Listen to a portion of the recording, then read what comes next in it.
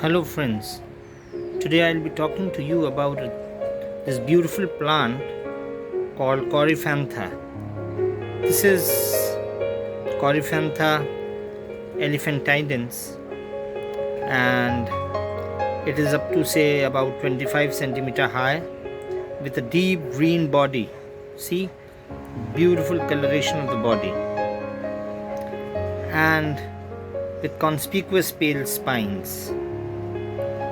The flowers are usually pink, at times maybe slightly whitish in color, and with reddish throat, which appears in the second half of summer. It is usually endemic to Mexico, and it usually grows in humus rich soil, and it is usually found present between the grasses and the limestone, and it's an easy plant to cultivate.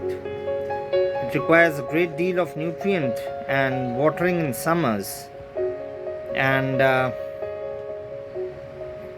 in winters it should be left completely dry, and it's a good plant for beginners as it grows in modest environmental conditions. It has beautiful flower also. It's a nice plant to start with. So that's all about Coryphantha. Thank you.